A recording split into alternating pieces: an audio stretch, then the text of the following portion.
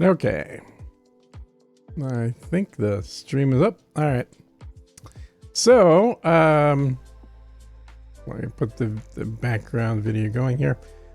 So today I want to take a look at the history of delivering on promises or plans, I should say, of starships for Star Citizen starships, really features, everything else. So we're going to run through. I actually found a cool website that tracked the information from the posts that Star Citizen does about releases, and then goes back a long way, years and years and years. So we're going to take a look at what's been done this year, and then maybe depending on how quickly that happens, we'll take a look at what's been done last year. So let me jump right to that page. Here it is. Okay. So this is from Focus, Star Citizen, Intel since 2015. The website is scfocus.org.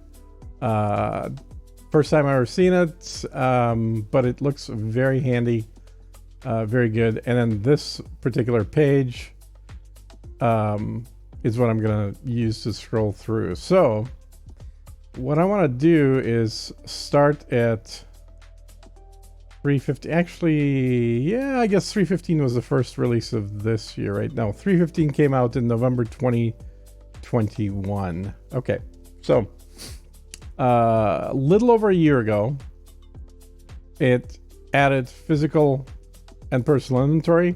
That was the first release of that feature. Added clinics and healing. Not all the clinics, but some clinics. Asset Manager Mobiglass. That, I mean, yeah, I guess that's in there. It's completely not useful. It allows you to see what is on every planet in the game that you happen to own, but the way it's done is horrible. You can't just type in, for example, the name of a gun and then have it show you all the locations that you have that gun spread around the solar system. Instead, you have to go to each location individually and then look at what we have. It also added bombs, so that means the A2 must have been released, and it added some infiltrate and defend missions, and it placed loot. Okay, so quite a bit released in 315. Ships released: the 400i, the Aegis Redeemer, released in 315.1, the Crusader A2, yep, which makes sense because we're talking about bombs.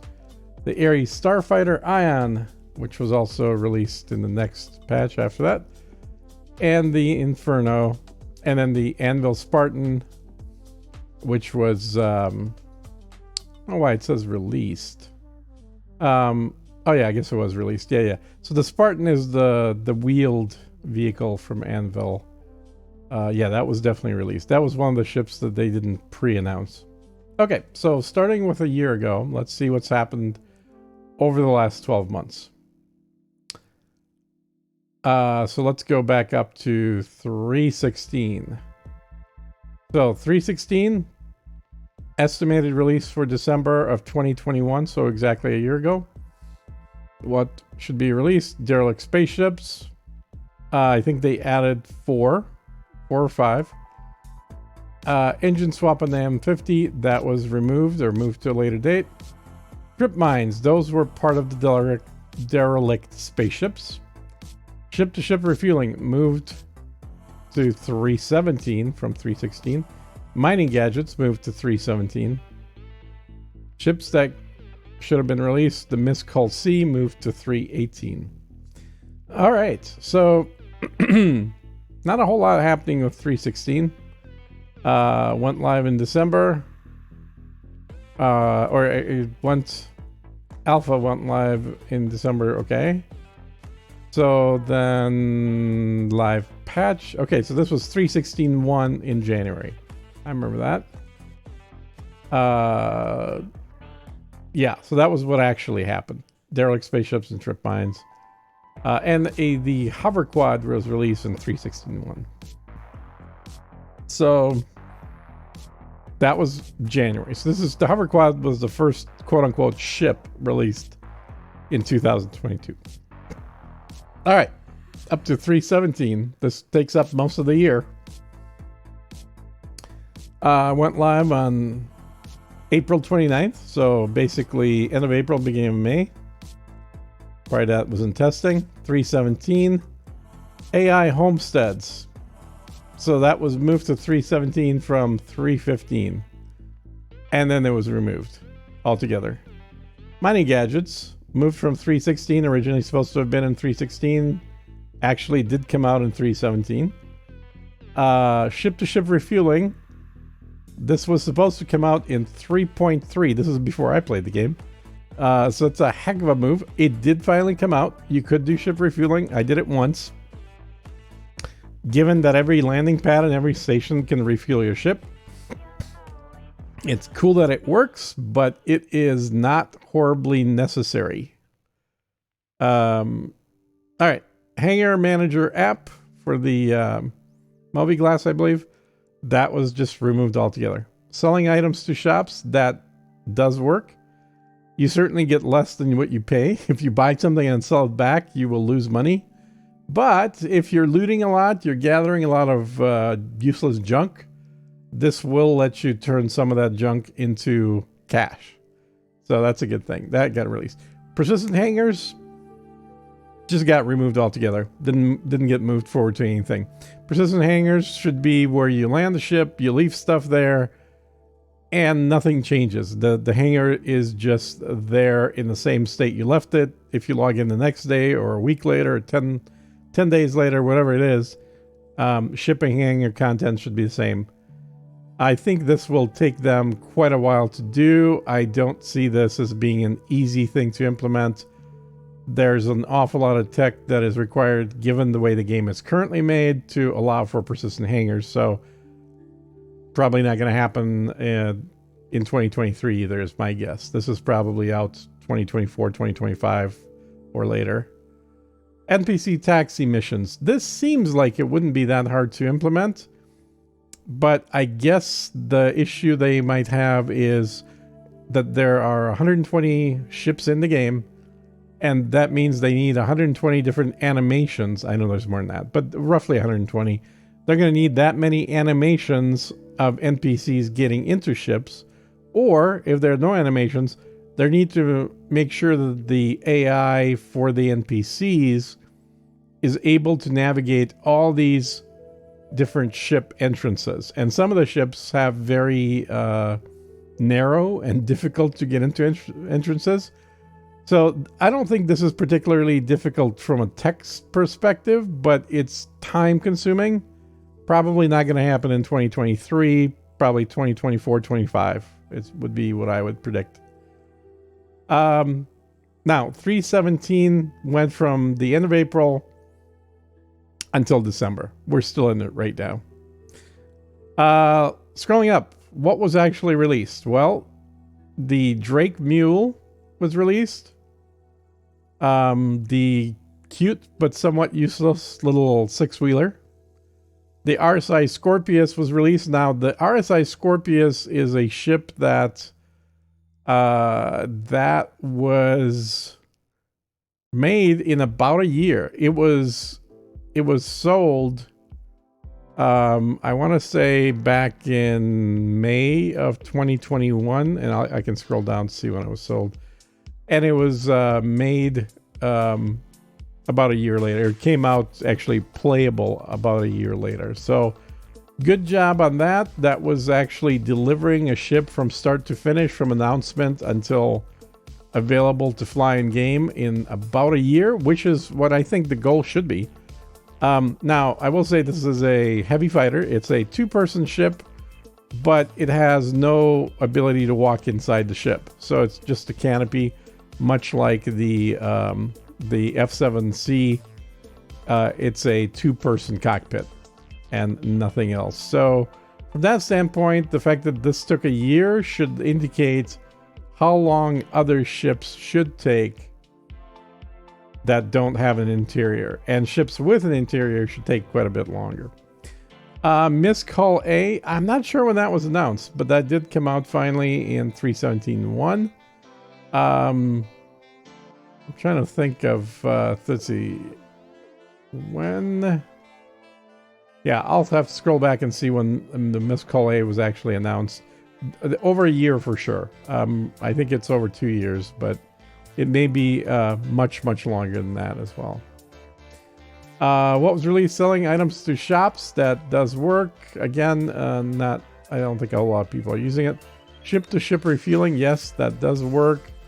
That was all part of what actually did stick around for 3.17 and didn't get pushed back. And mining gadgets, which I've not tried, but I've seen other people use. They seem to work just fine. 3.17.2 came out in June. Added the NPC dropship reinforcements to missions, Siege of Orison, and Derelict Colonial Outposts. So this patch, I think, mostly just brought the Siege of Orison. It got it to a point where people can start playing it. AI planetary navigation. So I think all this really means is NPCs walking on the ground rather than inside buildings. AI dropship reinforcements. This is again for NPCs to have dropships show up. That predominantly, I think, was with Siege of Orison. And there, as you progress through the siege, dropships will come in and drop off more NPCs. So that does work. Siege of Orison itself, yep. That came out in July instead of June, but close enough. Additional Stanton Lagrange points. Yes, they did add those. They're slightly different. I encourage anybody that hadn't been to the newest Lagrange points to check them out.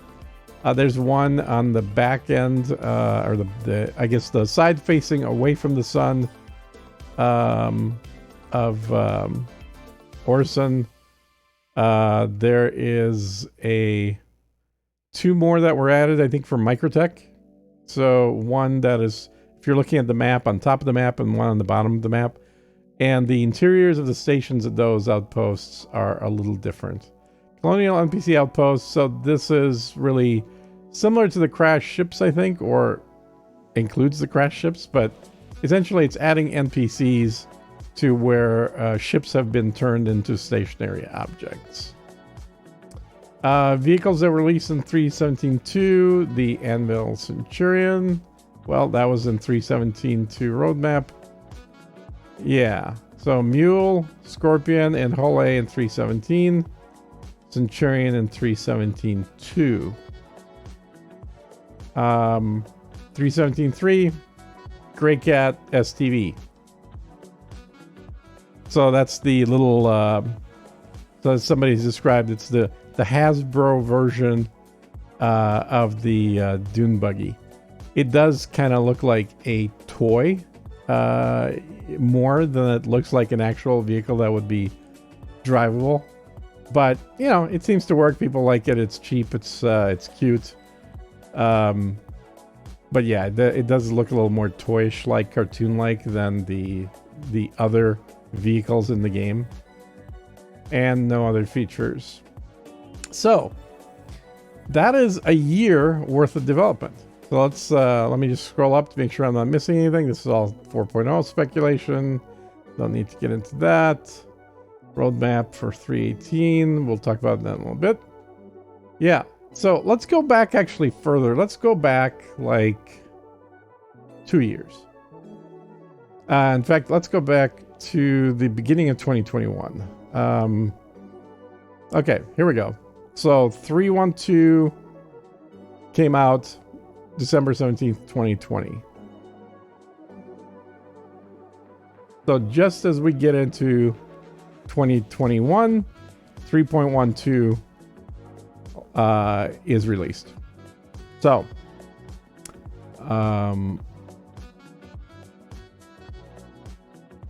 yeah, well, I guess it's released at the end of December. So in the beginning of 2020, we had the Asperian Talon and Talon Shrike released, 2 alien ships, and for a reasonable amount of money. I think they're $100 each. on release, a little bit more than that now. Handheld tractor beam. The reputation system was updated. The multi-tool tractor beam. Well, wait, that's the same thing. There is no handheld tractor beam other than in the multi-tool. Interesting. Object push and pull. So this is the ability to walk up to a cart of some type or a gurney and then interact with it. And then as you move, it either moves the cart. Well, it moves the cart with you. So forward or back. They added weapons zeroing in 2 years ago. Station-based refining. So previously you could only sell the ore. Now you could refine it and get a little more money for it by refining it, loading it, and then hauling it down to a planet. Okay, and then the refineries moved from 312. So 312 release. Yep, Talon was released. So everything that they plan on doing was actually released in 312. Now, that hasn't been the case for a while. So that was 2 years ago. 313, nothing, no new changes, just bug fixes. 313 went live in May. So in May, there's a big expo. So there's always going to be a big patch in May. In November, there's a big expo. There's always going to be a patch in November. Patch introduced ship to station docking and the Turnbull Nova M2 C2. Okay.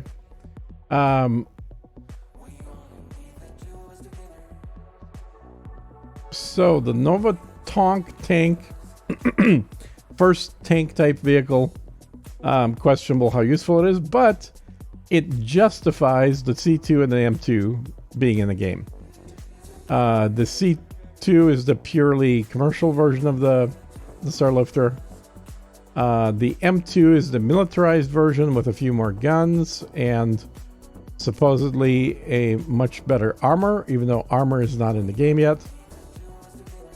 And the Rock DS, which is a version of the Rock planetary mining vehicle that nobody asked for. That requires 2 people, but basically does the exact same work and at the same speed as the normal Rock. Custom vehicle names and numbers. I think this is only true for select vehicles and only for ones that are purchased. Not really in game yet. Missile operator mode was moved to 314. Okay, from 313. So this is in April. Ship to station docking. Yep, ship to ship docking for the Merlin and Constellation. All right. So the Tonk was released. The Rock DS was released that nobody asked for. I mean, both of these vehicles, arguably, the Tonk and the Rock DS, were really not horribly popular vehicles because there's not really gameplay that requires them. The regular Rock works just fine, and you'd be better off with 2 people in Rocks than 1 person. All right, let me rephrase that. 1 person in each Rock with 2 Rocks than you will with 2 people in a single Rock DS. The Tonk, again, it's interesting, but it's kind of a meme thing. There isn't really there's no destructible environment in the game. And that's one thing that I think people forget is that while this game looks super realistic and there's a lot of things, a lot of assets in the game, the environments are not destructible. Only ships are destructible. Ships or vehicles. And so having a Tonk isn't going to do a whole lot. Whereas in other games, more military simulation type games, where the environment itself is destructible, the tank would actually be much more useful. But the Tonk justifies the need for the Starlifters, which were introduced in April. Custom vehicle names, mounted guns, no idea what that is.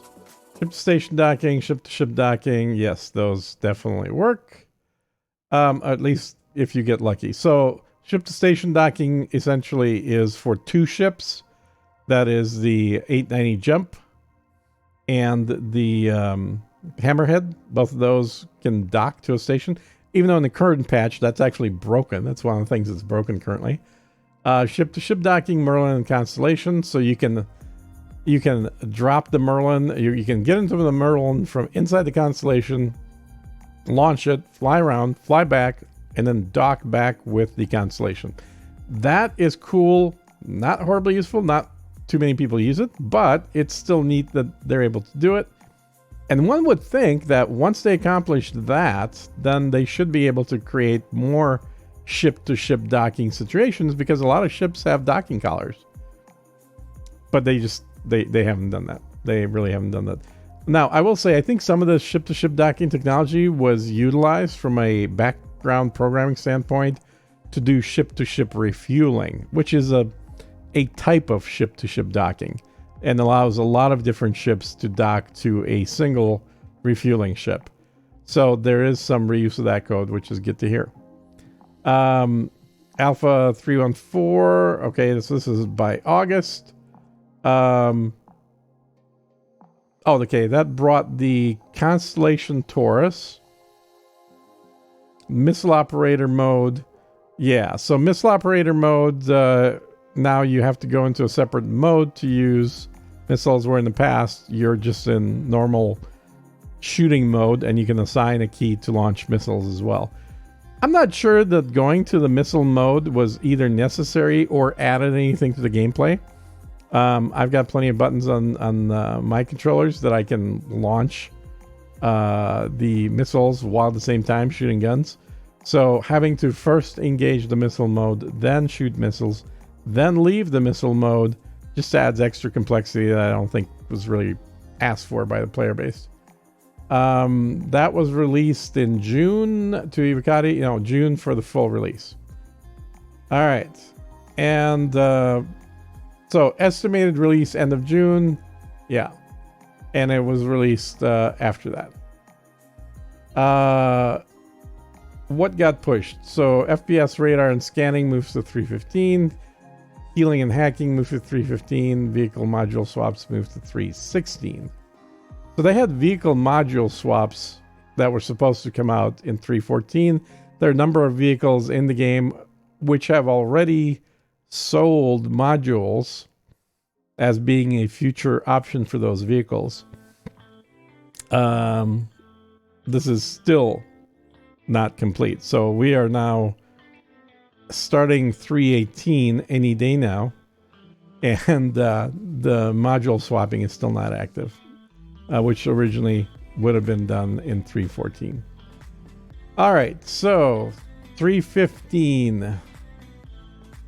That had the Ares Starfighter. Okay, and we already covered 315. So that was the first one that I kind of started with. So I know it's a lot of data, and just looking at data, you get lost. But what I'm trying to focus on here is how much work they're doing, or more importantly, how much is actually being released from the game studio. So they're selling ships that funds their studio activities. So the question then is, from the money they're receiving, how much work is actually getting done per month or per year, really? Because what we see here is in 2021, we had 3 patches come out. In 2022, we really had 1 patch for the majority of the year. And that patch had 4 different sub patches. But the reason that it wasn't a major patch number, the reason that these were just sub patch numbers, was because it didn't introduce all that much new tech or ships. Now, the number of ships sold is definitely bigger than the number of ships delivered. And what I want to do for a future video is actually put together a spreadsheet that shows on a probably yearly basis. I don't think I need to drop it into quarterly or monthly. That'll just add more lines that don't need to be there. But on a yearly basis, how many vehicles are released and how many vehicles are sold, or how many new vehicles are sold. So what I want to compare there is, are they falling back, or are they catching up, or are they staying steady? Because my gut feel, just from sort of remembering back to the sales, is that for every vehicle that we actually get that comes out, there's about 1.5 vehicles that are sold as a future vehicle, which means the backlog will be getting longer, not shorter. And I know there's been a bunch of videos done about how the backlog is 15 years now. It could be more than that, frankly, but also it can be solved and shrunk a lot simply by moving more teams or expanding the size of those teams. Because unlike a lot of other aspects of video games, there's absolutely no reason that multiple ships can't be worked on by different groups. So you can have the group in the UK building one ship, the group in Canada building another ship, the group in the US building a third ship, and then all of those can come out in the same year, sort of in parallel. So the good news, even if there is a 15 or 20 year backlog, is that that backlog assumes that the current groups working on ships remain static for that duration of time. And I think realistically, given the funding keeps going up for this game, they're hiring more and more people. At some point, they're hopefully going to start hiring more actual teams that can make ships start to finish. And then they're going to be able to stop using the excuse, which really that's all it is, of, well, we don't have that gameplay loop in, and therefore we're not going to bring the ship in. If that was true, then they shouldn't be selling the ship without having the game loop either. But notice that they're willing to sell the ships for which there is no game loop, but they're not willing to make the ships. So it's an excuse. It's not a legitimate one. It doesn't actually mean anything. It's not like they can, like they have some kind of internal code that says, well, we have to make the game loop first. We have to build things out in the game before we allow players to spend money on this stuff. No. They're perfectly willing to sell you ships that can't do anything right now. But then they also use that as an excuse to say, well, but also we're not going to bother making the ships that we just sold you because they can't use anything right now. Not super happy about that myself. But, it is what it is. That's the way they operate. So, anyway, if this was a little too much scrolling on the pages, I apologize for that. If you see just how little progress was made by looking at this summary, because a lot of things were moved and removed, then definitely I hope I've made my point. That's all I'm trying to do, is simply say, for a company that made $100 million in 2022 and has nearly 1,000 employees, the actual amount of progress made has been pretty darn dismal.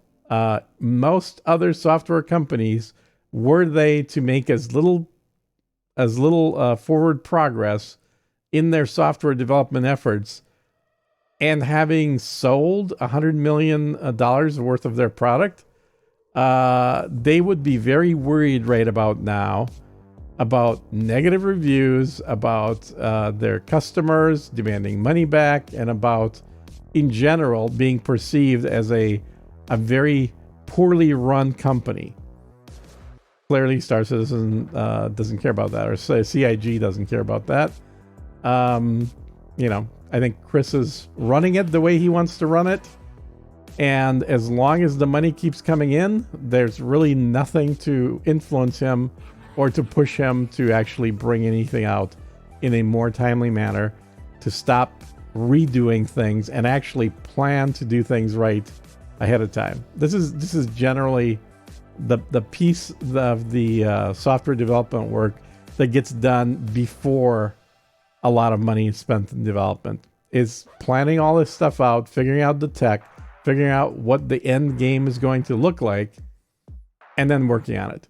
And the idea that they've taken 10 years to get to where they are from the start right now somehow excuses them from working competitively and efficiently compared to other companies is ridiculous, and it will catch up to them in the end. At some point, there might have been an advantage to using a completely custom engine the way that they are. And I say completely custom, knowing that originally, obviously, they bought the rights to use the engine and then heavily modified it. But it's just not a good move, because they've spent basically 10 years building an engine for one company to use. Whereas Unreal is an engine that's had more people working on it to make it as efficient as possible in providing absolutely beautiful experience to the player and faster, easier game development experience to studios, and is going to be utilized by thousands of studios to make their games. So, they made their bed, they're going to lie it, but my hope is that there will be, now that Unreal 5 is out, there will be some real competition for them in 2023. I think we're going to start seeing studios make massive gains and get to the point where Star Citizen is today after 10 years, literally after 6 to 9 months of development in 2023 on the Unreal Engine platform. And once that happens, it's going to shock the system, because while these guys have released about 120 ships, that does take quite a bit of time, but I think the reality of just how fast development can go is going to become apparent now that we're in a post-COVID, everybody back to normal work environments. The economy's not doing great in the US, at least, and in Europe. So a lot of people are much more willing to work long hours, get projects done, bring things to completion, because they don't want to lose their jobs. So there's definitely going to be competition coming in for Star Citizen. All right, guys. Well, with that, I'm going to wrap it up. Hopefully you enjoyed this, and I will see you on the next one.